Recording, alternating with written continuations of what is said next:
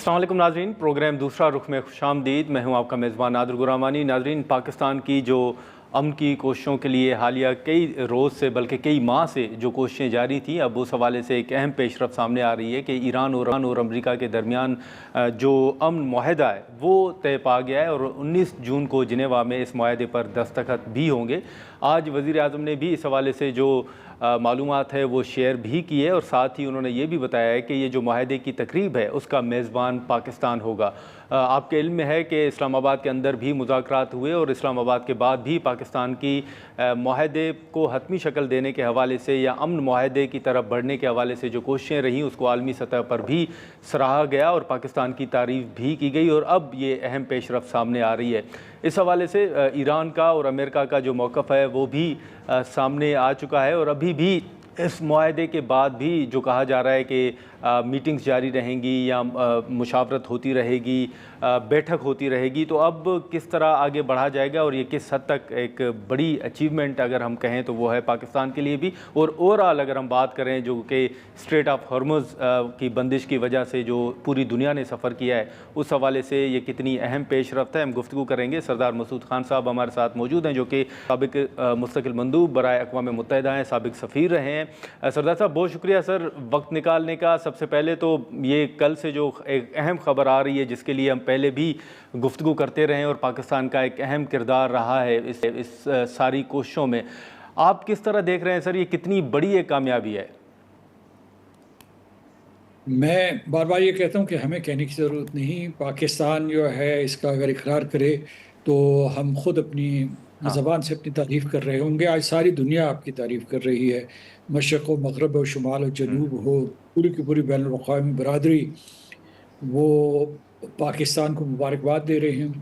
اور میرا خیال ہے کہ اس وقت جو ہے ایران اور امریکہ کے عوام، خلیجی ریاستوں کے عوام پاکستان کے شکر گزار ہیں کہ پاکستان کی وجہ سے، اس کی محنت شاقہ کی وجہ سے یہ معجزہ نمودار ہوا۔ دوسرا یہ ہے کہ سفارتی میدان میں پاکستان کو یہ طرہ امتیاز ملا ہے، اور اس کی میں دیکھ رہا تھا کہ جو ڈپلومیٹک ہسٹری ہے وہ اس صدی کی ہو یا گزشتہ صدی کی ہو، ایک تنہا ملک کو اتنی بڑی عزت نہیں ملی، اتنی بڑی تقریب نہیں ملی اور اتنا بڑا رول نہیں ملا، کیونکہ کہیں نہ کہیں کوئی گروپ آف کنٹریز ہوتے ہیں۔ اس مرتبہ پاکستان نے ویسے یہ کیا کہ جتنی علاقائی قوتیں تھیں جو پاکستان کے قریبی حلیف تھے، پہلے ان کے درمیان اتفاق رائے پیدا کیا، چین سے حمایت حاصل کی، اور اس کے بعد ساری دنیا سے پاکستان کی حمایت شروع ہو گئی۔ تو یعنی یہ جو ہے پاکستان باقاعدہ ایک مینڈیٹ لے کے آگے بڑھا، اور اس کے ساتھ ساتھ یہ بھی اہم چیز ہے کہ تہران اور واشنگٹن جو ایک دوسرے کے ساتھ متصادم رہے ہیں، متحارب رہے ہیں، یعنی 47 سال سے حالت جنگ میں تھے، انہوں نے پاکستان کے اوپر اعتماد کیا۔ سعودی عرب نے پاکستان کے اوپر اعتماد کیا، حالانکہ ان کے اور خلیجی ریاستوں اور ایران کے تعلقات اتنے خوشگوار نہیں تھے۔ تو اس وجہ سے پاکستان جو ہے اس فریضے کو سر انجام دینے میں کامیاب ہوا ہے۔ میں سمجھتا ہوں کہ اہل پاکستان، خاص طور سے جو آپ کے قائدین ہیں، بالخصوص میں ذکر کروں گا وزیر اعظم شہباز شریف صاحب کا اور فیلڈ مارشل آصف منیر صاحب، ان کی کامیابیاں رنگ لائیں۔ اس میں دفتر خارجہ کا بھی ایک بہت اہم اور کلیدی کردار ہے، اسحاق ڈار صاحب نے بہت محنت کی تھی۔ تو لیکن میں سمجھتا ہوں کہ پوری کی پوری پاکستانی ریاست اس وقت مبارکباد کی مستحق ہے۔ ٹھیک ہے، لیکن سردار مسعود خان صاحب ایک چیز جو کہ آج بھی ایران کا جو بیان آ رہا ہے کہ امریکہ کو اب بھی جو ایرانی عوام ہے ان کا اعتماد حاصل کرنے کی ضرورت ضرور پیش آئے گی، اور یہ ایک اہم نقطہ ہے جو کہ موجود رہے گا۔ اور ساتھ ہی ساتھ یہ جو ایم او یو پر دستخط ہونے جا رہے ہیں، آپ سمجھتے ہیں کہ اس ایم او یو کے بعد بھی بیٹھک ہونی ہے، بہت سے ایشوز ہیں جن پر بات چیت کا سلسلہ جاری رہے گا؟ دیکھیے، جو مفاہمت کی یادداشت ہے یہ ایک فریم ورک ہے، یعنی ایک انہیں دائرہ کار دیا گیا ہے کہ بھئی کس پیرائے میں آپ نے گفتگو کرنی ہے اور مذاکرات کرنے۔ جو مفاہمت ہے اس کا سب سے بڑا فائدہ یہ ہوا ہے کہ آپ نے ہرموز کھل جائیں گے، اور اس کے بعد جو ہے اس میں سے جو فریڈم آف نیویگیشن بحال ہو جائے گی، اور امریکہ کا جو بحری محاصرہ ختم ہو جائے گا۔ یہ جو مطلب یہ امیڈیٹ ڈویڈنڈز آپ کو مل رہے ہیں۔ لیکن اس کے بعد جو ان کے تکنیکی اور قانونی مذاکرات شروع ہوں گے نیوکلیر ڈیل کے اوپر، اس میں یہ مطلب انہوں نے 60 دنوں کی مدت دی ہوئی ہے، لیکن میرا خیال ہے کہ ان کے ماضی میں بھی مذاکرات ہوتے رہے، گزشتہ برس بھی تھے، ٹرمپ ایڈمنسٹریشن کے دوران کی بات کر رہا ہوں، اور اس مرتبہ بھی جو فروری تک ان کے صحیح مذاکرات ہو رہے تھے۔ بہت سے امور سے یہ واقف ہیں، لیکن ضروری نہیں کہ 60 دن لیں گے، یہ بہت جلد جو ہے بنیادی نکات جن میں خاص طور سے جو ہے ایران کی یورینیم کی افسودگی کی شرح، دوسرا یہ ہے کہ اس کی جو یورینیم تنصیبات کے حوالے سے ان کے سٹاک پائلز جو ہیں ان کا کیا کرنا ہے، جو 440 کلو گرام کے قریب ہیں، کہ انہیں ایران میں ڈاؤن بلینڈ کرنا ہے یا امریکہ کے حوالے کرنا ہے، جس کو صدر ٹرمپ نیوکلیئر ڈسٹ کہتے ہیں۔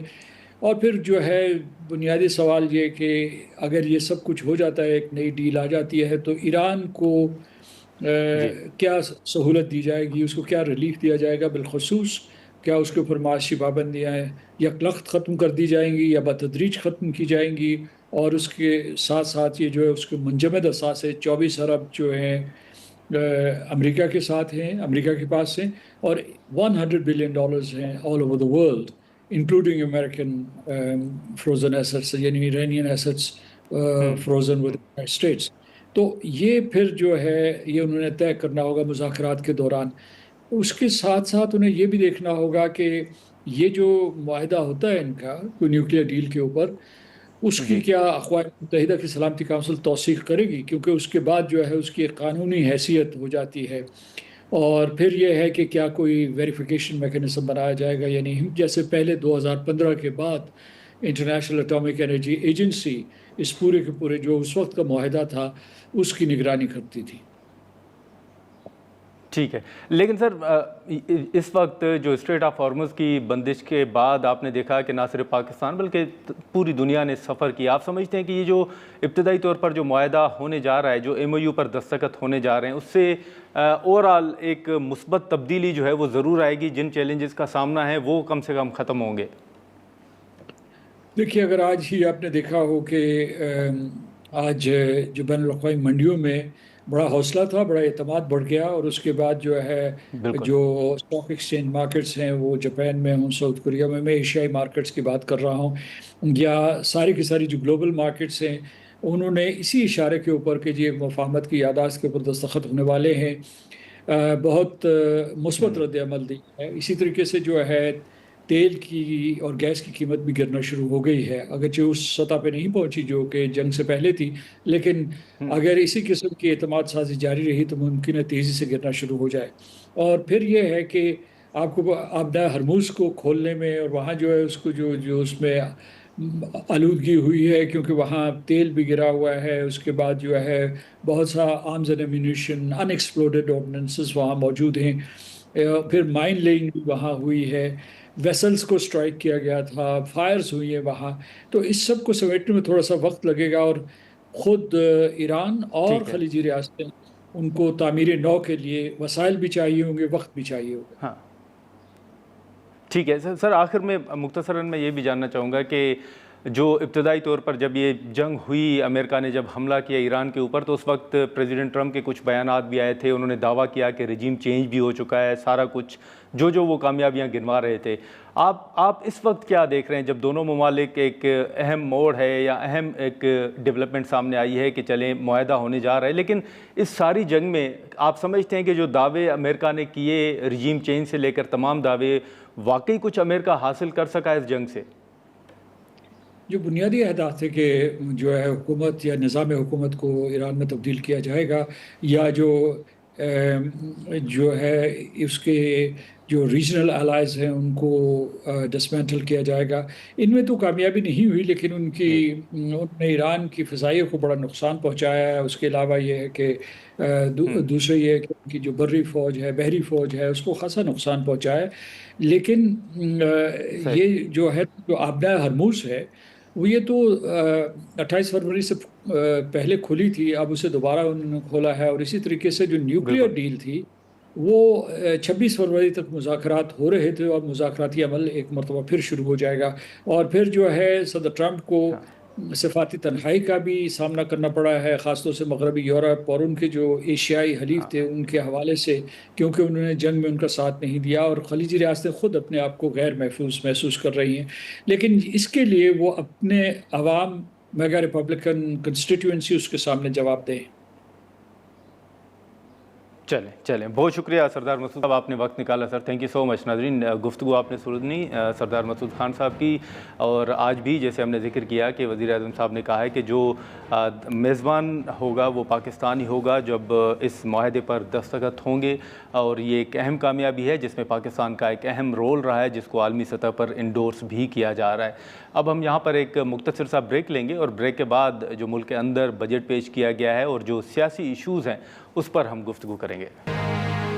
प्रोग्राम में एक बार फिर खुशामदीद। नाज़रीन, सरदार मसूद खान साहब की गुफ्तगू आपने सुनी, और जैसे वज़ीर आज़म साहब के बयान का हमने ज़िक्र भी किया, और वज़ीर आज़म साहब ने हाल ही में कौमी असम्बली के इजलास में भी जो अपोजिशन है, ख़ास तौर पर अगर हम PTI का नाम लें तो PTI को मुज़ाकरात के हवाले से दावत भी दी। उन्होंने असद कैसर साहब, बैरिस्टर गौहर साहब, अचकज़ई साहब का नाम भी लिया, और ये पहले भी जैसे हुकूमत का मौक़िफ़ सामने आता है कि हुकूमत तो मुज़ाकरात के लिए राज़ी है और वो मुज़ाकरात करना भी चाहती है, लेकिन PTI हाथ आगे नहीं बढ़ाती। फिर इस वक्त जो PTI के तहफ़्फ़ुज़ात हैं, ख़ास तौर पर जो उनका ये मुतालबा है कि खान साहब के साथ मुलाकात करवाई जाए, नहीं तो फिर वो जो बजट सेशन है उसका बायकॉट करेंगे। मामलात किस तरफ जा रहे हैं, इस वक्त हमारे साथ इख्तियार वली खान साहब और राना आतिफ साहब हमारे साथ हैं, उनसे हम गुफ्तगू करेंगे। इख्तियार साहब आपका, राना साहब आपका बहुत शुक्रिया।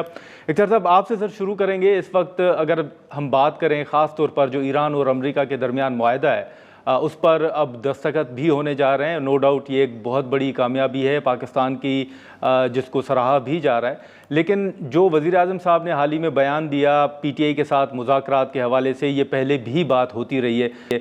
आप सर क्या देख रहे हैं? आपको नज़र आ रहा है कि आने वाले दिनों में कोई PTI के साथ इंगेजमेंट होगी, कोई बैठक होगी? बिस्मिल्लाहिर्रहमानिर्रहीम। बहुत शुक्रिया नादिर गुरामानी साहब। सबसे पहले आपको, आपके सुनने वालों को, आपके देखने वालों को, और राना आतिफ साहब को, पूरी कौम को, पूरी उम्मत मुस्लिमा को ईरान और अमेरिका की जो जंगबंदी हुई है और वो बात मुआहदे तक पहुंच चुकी है, तो उस पर आप सबको मुबारक हो। यकीनन ये पाकिस्तान की जीत है, ये पाकिस्तान की सफारतकारी की जीत है, ये वज़ीर आज़म शहबाज शरीफ की, उनकी टीम की, और फिर फील्ड मार्शल साहब आसिम मुनीर साहब और उनकी टीम की, और फिर उसके बाद ये हम सब पाकिस्तानियों की जीत है। तो सबको बहुत बहुत मुबारक हो। यकीनन इसके साथ पाकिस्तान के कद काठ में, पाकिस्तान के दोस्ताना ताल्लुकात जो दुनिया के साथ हैं उसमें एक बहुत ही रोशन बाब है, और इससे आगे जो है तो आपके पासपोर्ट की, आपकी इकोनॉमी की, सारी चीज़ों की उसमें फ़र्क आपको महसूस होता हुआ नज़र आएगा। जहाँ तक आपने बात की पाकिस्तान तहरीक इंसाफ के साथ बातचीत की, तो देखिए ये प्राइम मिनिस्टर की मेरे ख्याल में एक से कई बार वो इनको ऑफर दे चुके हैं, लेकिन मेरे ख्याल में पाकिस्तान तहरीक इंसाफ में कुछ ऐसा मामला है कि वहाँ पर कोई भी दूसरे के पीछे नीयत बांधने के लिए तैयार नहीं है। हर बंदे ने अपनी अपनी मस्जिद और अपनी अपनी इमामत बना रखी है। मुझे नहीं लगता कि वहाँ पर कोई किसी को बड़ा या तस्लीम करता है। आपको मालूम है, पूरी दुनिया को पता है, ओपन सीक्रेट के चंद लोग जहाँ पर इकट्ठे हुए उनका एक ग्रुप है, और एक ग्रुप दूसरे को तस्लीम नहीं करता। इवन तमाम PTI अगर इकट्ठी हो जाए तो वो अपोजिशन लीडर के पीछे नहीं जाती, महमूद खान अचकज़ई के पीछे। अगर आप PTI को इकट्ठा करें तो वो बैरिस्टर गौहर के पीछे भी खड़ी नहीं होती। अगर आप सुहेल अफरीदी की बात करें तो उनके पीछे भी नहीं खड़ी होती। अगर आप अलीमा खान की बात करें तो उनके पीछे भी PTI खड़ी नहीं होती, जिसको आप PTI कहते हैं। या अगर मैं सलमान अकरम राजा साहब का जिक्र करूं तो किसी एक बंदे की क़ियादत में पाकिस्तान तहरीक इंसाफ इकट्ठी नहीं हो सकती, बिकॉज अब ये सारी बात करने का मकसद ये था कि जो लैकिंग है वो पाकिस्तान तहरीक इंसाफ के अपने पल्ले है, उनके साइड पर है, हमारी साइड पर नहीं है। हम तो डेमोक्रेसी के लिए, अवामी मफाद के लिए, और जो जमहूरी रिवायात है उसकी खातिर इनको दावत देते हैं, लेकिन ये उसको अवेल नहीं कर सकते। जहां तक आपने बात की मुलाकात की, तो देखें सबसे पहले आपको मुज़ाकरात की टेबल पर आना होता है, सबसे पहले आपने एक सिरा पकड़ना होता है। गुफ्तगू शुरू हो जाती है तो बातों से, लफ्जों से شفا ملتی ہے, نہیں لیکن راستے کھلتے ہیں. اختیار صاحب وہ تو پی ٹی آئی یہ کہہ رہی ہے نا سر کہ آپ لوگوں کے پاس اختیار نہیں ہے, آپ کے ساتھ اگر مذاکرات کریں بھی تو آپ کے پاس اختیارات نہیں ہے. ٹھیک ہے, نہ کریں.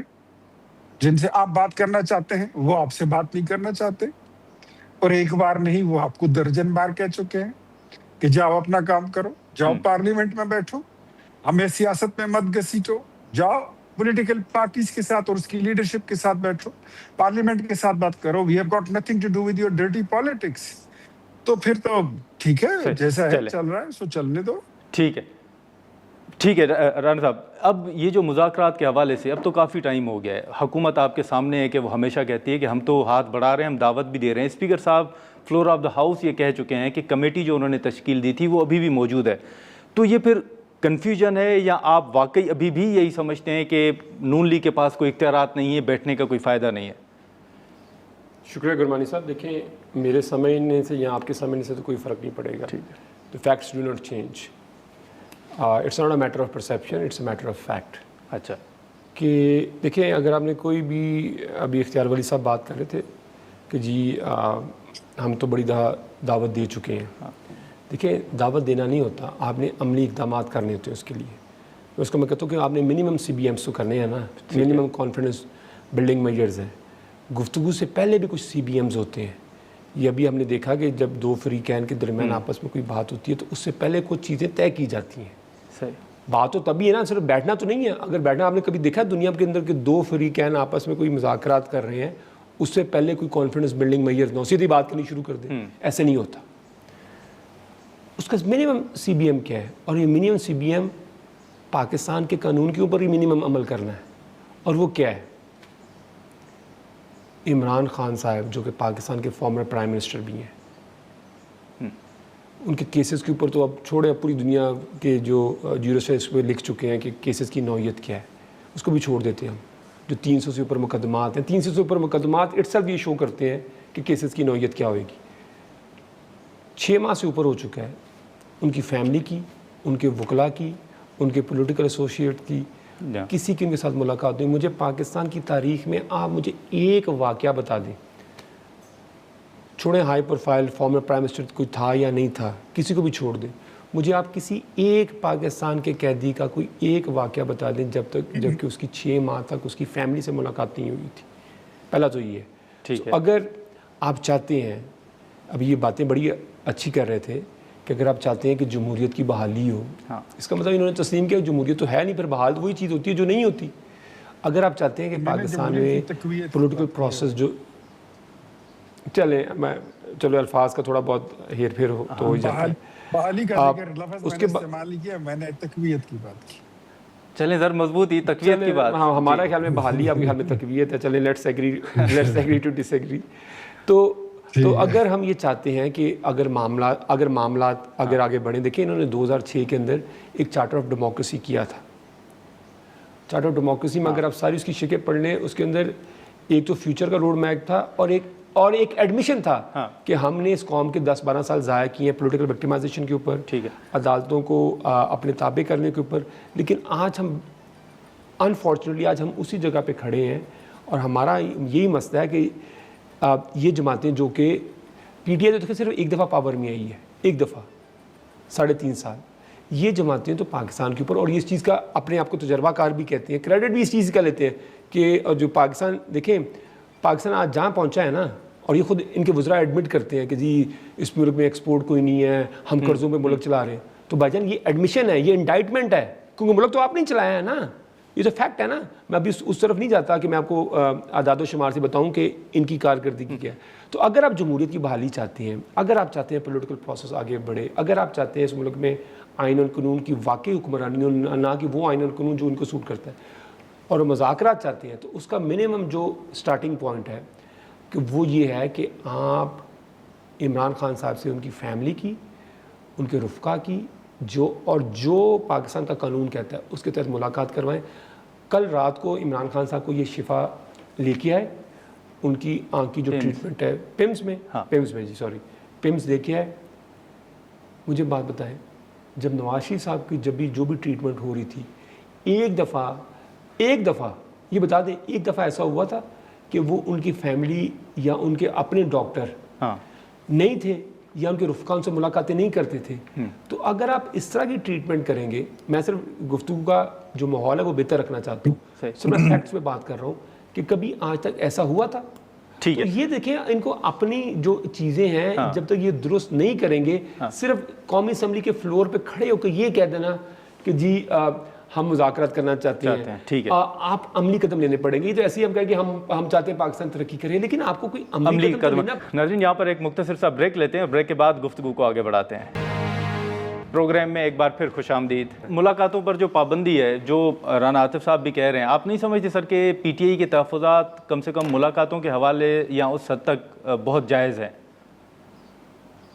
دیکھیں, میں یہ آپ کے شو میں اس سے کئی بار میں پہلے یہ بات کر چکا ہوں کہ عمران خان صاحب کی ملاقات پہ نہ کوئی پابندی تھی, نہ کوئی قدغن تھی, نہ اس میں کوئی مشکلات تھے. 2024 کے الیکشن سے پہلے جب ان کی گرفتاری ہوئی یا 2024 کے الیکشن ہونے کے بعد ان کو کوئی مسئلہ نہیں تھا, نارملی ملاقاتیں ہو رہی تھی. ملاقاتیں کیوں اس میں کچھ رکاوٹیں آنا شروع, خلل آ گیا, بند ہو گئی, کیوں؟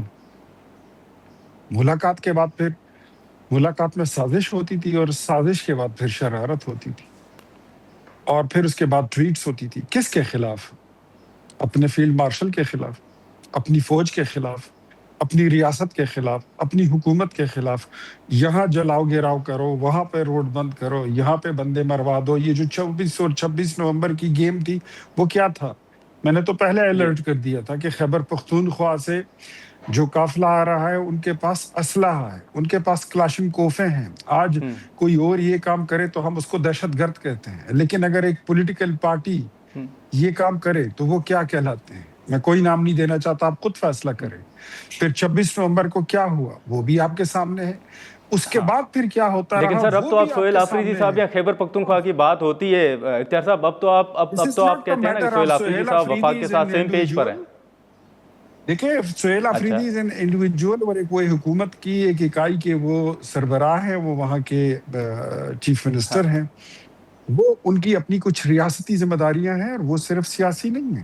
اس وقت ہم ڈسکس کر رہے ہیں پولیٹیکل رسپانسبلٹیز, اور پولیٹیکل پرائے میں رہتے ان چیزوں کو دیکھ رہے ہیں. اب اگر آپ نے ان چیزوں کو کمپیئر کرنا ہے نواز شریف کے ساتھ, تو مجھے بتائیں کہ نواز شریف نے جی ایچ کیو پر حملہ کیا تھا, نواز شریف نے ریڈیو پاکستان جلایا تھا, انہوں نے جنا ہاؤس کو جلایا تھا, انہوں نے کیا کرنل شیر کے مجسمے کو توڑا تھا, انہوں نے چکدرا فورٹ پر حملہ کیا تھا, انہوں نے پاک فوج کی وردی اٹھا کے اس کو آگ لگائی تھی. بھول گئے آپ حسان نیازی کو؟ بھول گئے آپ عمران خان کے بھانجوں کو جو انہوں نے کیا تھا؟ آپ بھول گئے وہ تمام لیڈرشپ جو یہ کہہ رہے تھے کہ جی ایچ کیو کے گیٹ پر پہنچو, کور کمانڈر کے گیٹ پر پہنچو؟ یہی سہیل آفریدی جو کہہ رہا تھا کہ میں کور کمانڈر ہاؤس پہنچ گیا ہوں, پہنچے آپ سب بھی؟ بھول گئے آپ؟ ہماری پارٹی پہ ایسے کوئی الزامات نہیں تھے. نواز شریف پہ الزام یہ تھا, نادر بھائی ایک منٹ, اچھا مجھے دے دیے. نواز شریف کو بلایا گیا تھا پاناما کیس میں, اور جب ان کے خلاف ایویڈنس نہ ملے تو ان کو ڈسکوالیفائی کر دیا گیا تھا ایک اقامہ رکھنے پر. So there is a lot of difference between the case of Imran Khan and Nawaz Sharif. تو میرے خیال میں we shouldn't compare oranges with apples. ان کے کیس میں بہت بڑا فرق ہے. نواز شریف دل کے مریض تھے, اور ان کے 3 سرجریز میجر ہو چکی ہیں. عمران خان کا علاج ہم کرا رہے ہیں پوری رسپانسبلٹی کے ساتھ, اس میں کوئی سستی نہیں برتی جائے گی. یقین کریں کہ نہیں برتی جائے گی. لیکن ران صاحب, اب یہ تو اختیار صاحب ملاقاتوں کے حوالے سے تو موقف رکھ رہے ہیں, لیکن اس سے پہلے یہ جو پی ٹی آئی کے اندر ڈویژن جس کا اختیار صاحب نے بھی ذکر کیا, یہ حقیقت ہے؟ اور دوسرا اس وقت پھر پی ٹی آئی کی اسٹریٹجی کیا ہوگی, آپ کیا سوچ رہے ہیں؟ میں آپ کی سے نا ابھی جو اختیار ولی صاحب نے باتیں کی ہیں, بڑا آپ کو تفصیل سے جواب دیتا ہوں. بالکل انہوں نے ٹھیک بات کی. عمران خان اور نواز شریف کا کوئی مقابلہ نہیں ہے. عمران خان پاکستان کا سب سے مقبول لیڈر ہے, اور میاں نواز شریف صاحب کی اس ٹائم کوئی پولیٹیکل حیثیت نہیں ہے الیکٹورل سینس میں. وہ فارمر پرائم منسٹر ضرور ہے, بالکل ضرور ہے, الیکٹڈ ایم این اے نہیں, الیکٹڈ ایم این اے فارم 47 پہ. اچھا ٹھیک ہے. دوسری بات یہ ہے کہ عمران خان صاحب جیل میں ہونے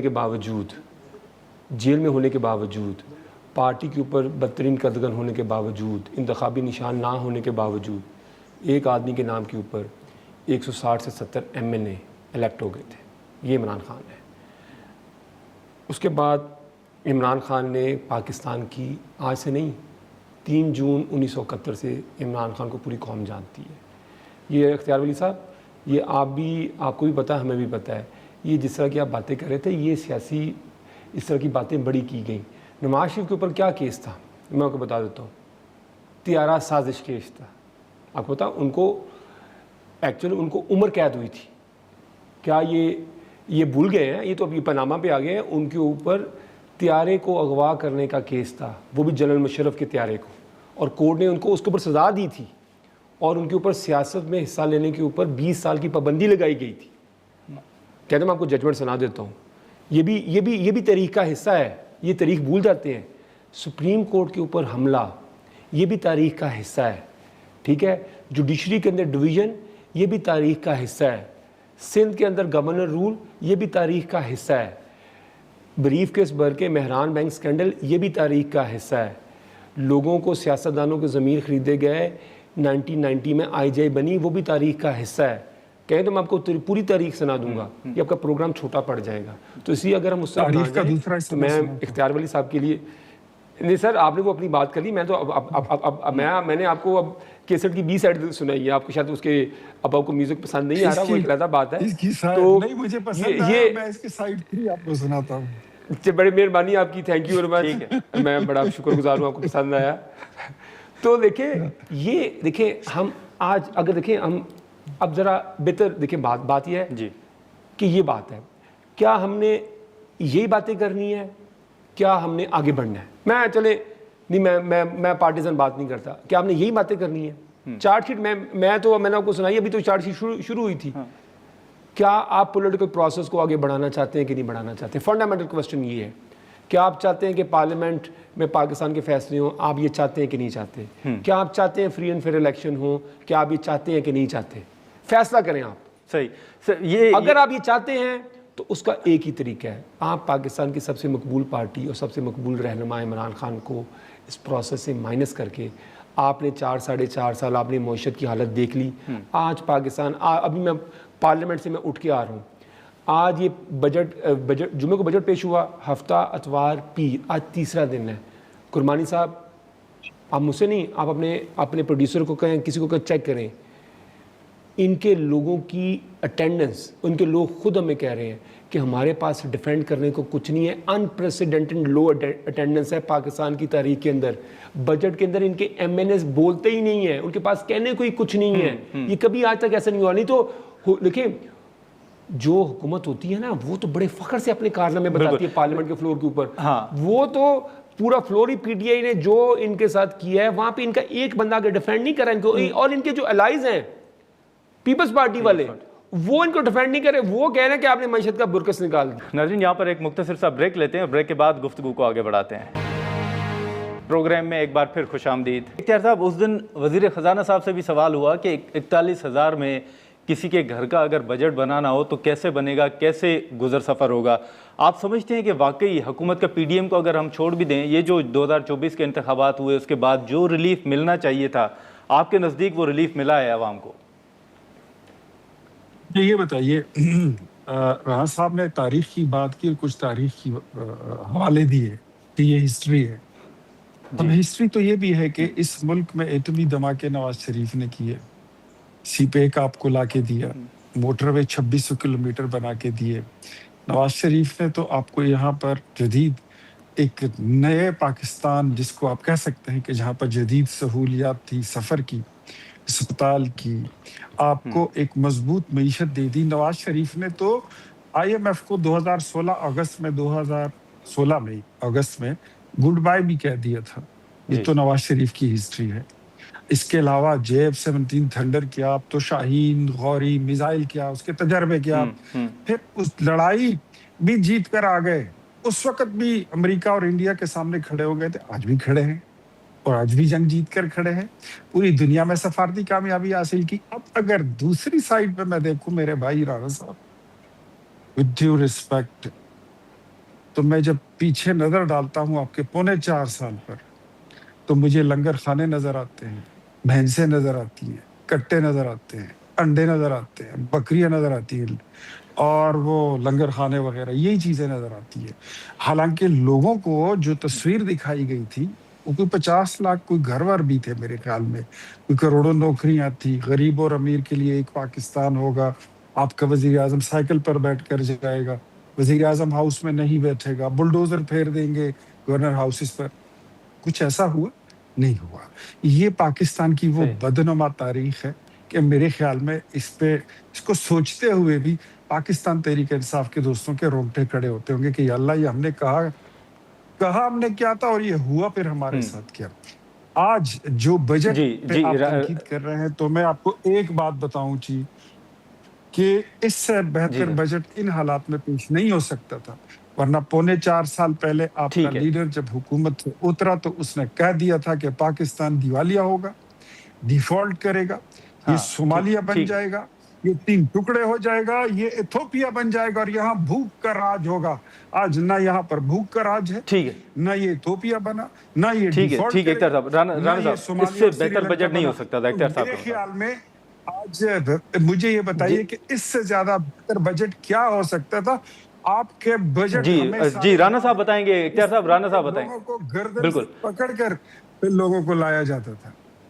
جی رانا صاحب, اس سے بہتر بجٹ کون ہو سکتا ہے, کیسے ہو سکتا ہے؟ اچھا میں آپ کو نا ویسے آنیسٹ سی بات بتا رہا ہوں, اختیار ولی صاحب نے بجٹ نہیں پڑھا ہوگا سر. وہ انہوں نے پڑھا ہوگا اسی لیے انہوں نے بجٹ نہیں پڑھا ہوگا. انہوں نے مجھے بتایا ہے کہ جو بجٹ کی جو ڈاکومنٹ ہے, آپ کو بجٹ سنا ایک سیکنڈ لیٹ می ایک سیکنڈ پڑھا نہیں ہے. اچھا آپ کو تھوڑا سا بجٹ کے سیلینٹ فیچرز بتا دوں. جی سر رانا صاحب بات کر لیں سر, پھر بات کر لیتے پھر آپ کے بعد آپ نے جواب دیکھیں. میں نے آپ کی بات بڑی خمل سے سنی ہے مودی صاحب. دیکھیں میں کہتا ہوں, میں آپ کو بتا بھی سکتا ہوں کہ اچھا جی سر آپ جواب دے دیجیے گا, میں آپ کی طرف میں آپ کو بتاتا ہوں, میں آپ کی طرف آتا ہوں. ایک سیکنڈ دیکھیں جی, ابھی انہوں نے بڑی لمبی ہمیں کہانی سنائی کہ نواز شریف صاحب نے پاکستان کے لیے ان کی جو سو کالڈ خدمات ہیں وہ انہوں نے ہمیں گنوائیں. میں اب آپ کو خدمات سناتا ہوں اور میں بتاتا ہوں کہ عمران خان کے دور کے اندر کیا ہوا تھا. یہ تو دیکھیں انہوں نے ایک تو وہ ایک باتیں جو کی ہیں وہ تو ایک رٹی رٹائی باتیں کی ہیں, وہ ٹھیک ہے.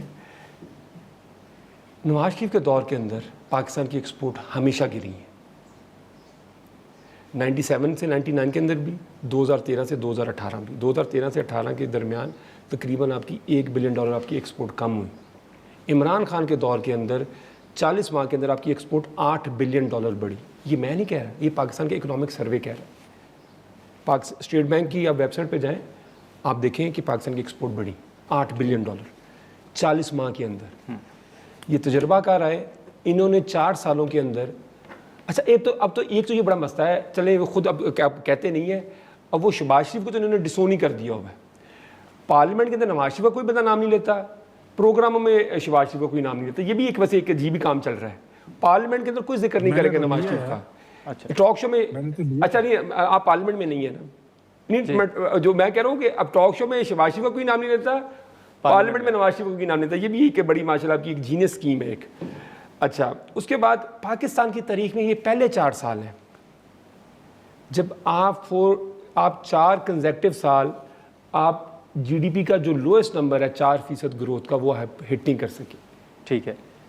اگلی بات, پاکستان کی تاریخ کے یہ پہلے 4 سال ہیں جب آپ کی ایوریج معاشی جو شرح نمو ہے جسے ہم average G D P growth کہتے ہیں وہ 2.3% ہے. وہ بھی ان کے نمبرز کے اوپر ہی ہے. ٹھیک ہے. اگلی بات, ہمارے ریجن کی جو ساؤتھ ایشیا ہے اس کی اکنامک گروتھ 6.2% ہے. ٹھیک ہے. نیپال اور بھوٹان کی بھی جو شرح نمو ہے وہ 5% سے اوپر ہے. پاکستان میں جو فورن ڈائریکٹ انویسٹمنٹ ہے وہ ایتھوپیا سے کم ہے اس ٹائم. یہ جو بات کہہ رہے تھے یہ ایتھوپیا سے کم ہے پاکستان کی. اچھا میں ذرا پلیز تھوڑی دیر مجھے دیں, میں آپ کو بتاؤں کہ میں آپ ان کی پرفارمنس بتاتا ہوں. 2013 کے اندر ان کو پتہ ہوئے گا کہ $2.5 ارب کا کرنٹ اکاؤنٹ ڈیفیسٹ. اس کا مطلب کہ آپ کے جو ڈالر انفلو اور آؤٹ فلو کے درمیان جو گیپ ہے وہ صرف $2.5 بلین ملا تھا جو انہوں نے انہیرنٹ کیا تھا پیپلز پارٹی سے. اور پیپلز پارٹی کی حکومت میں ماشاءاللہ پاکستان کی ایک سب سے ناکام ترین حکومت تھی, لیکن اس کے باوجود ان کے $2.5 بلین انہیرنٹ کیا. اور 18 میں یہ ہمیں $20 ارب کا کرنٹ اکاؤنٹ ڈیفیسٹ جو پاکستان کی تاریخ کی سب سے हाईएस्ट इंक्रीमेंट थी 5 सालों के अंदर, 8 गुना बड़ा था आपका, वो में देखे गए थे। IMF की इन्होंने बात की, पाकिस्तान के देखें PTI ने 40 माह हुकूमत किया, ये मैटर ऑफ ओपिनियन नहीं है, मैं मैटर ऑफ फैक्ट की बात कर रहा हूँ। पाकिस्तान में PTI ने सिर्फ 40 माह हुकूमत की है वफाक के अंदर, ठीक है। ठीक, पाकिस्तान दुनिया में नंबर 1 है, ठीक है, जिन्होंने IMF के प्रोग्राम किए। 25 प्रोग्राम किए पाकिस्तान ने, 25 प्रोग्राम किए हुए हैं वली साहब। 40 माह 97 के बाद नून लीग की कोई हुकूमत ऐसी नहीं है। 40 साल अब तो ये और पीपल्स पार्टी थे 97 के बाद। 40 माह की बात करें, 40 माह मैंने कहा जी। 97 के बाद नून लीग की हर हुकूमत ने IMF प्रोग्राम किया हुआ। ठीक है राना साहब, मुझे बात बताएं कि इनका ट्रैक रिकॉर्ड है। ठीक है इख्तियार साहब, FDI आपकी लोएस्ट है 1974 के बाद। इनकम इनइक्वालिटी पिछले 27 साल में हाईएस्ट है, और गुर्बत की जो शरह है, मुझे बात बताएं, गुर्बत की डेफिनेशन भी इनकी अपनी, वो 8500 रुपया इन्होंने कहा जो फी बंदा जो कमाता है, ठीक है। अगर आप 1 लीटर पेट्रोल भी रोज डलवाए ना, तो उसके लिए भी आपको 12,000 रुपया चाहिए। ठीक है इख्तियार साहब, मुझे प्रोग्राम खत्म करने का कहा जा रहा है, अगर मुख्तसरन आप कमेंट कर दें। मुख्तसरन सर, मुख्तसरन मैं ये कहूंगा कि अगर आज इनकी हुकूमत होती तो ये बोलते कि पेट्रोल 1000 रुपए का लीटर हो चुका है। बस आपने घबराना नहीं है, आप हमारे खान का स्माइल देखें और उनका स्टाइल देखें। आज अगर अमेरिका इनको कहता कि इसराइल को तस्लीम करो, ये हालात होते तो आज इसराइल तस्लीम हो चुका होता, वरना ये शहबाज शरीफ ही है जिसने सलामती कौंसिल में इसहाक डार साहब को भेजकर वहां पर यकलख्त इनकार कर दिया।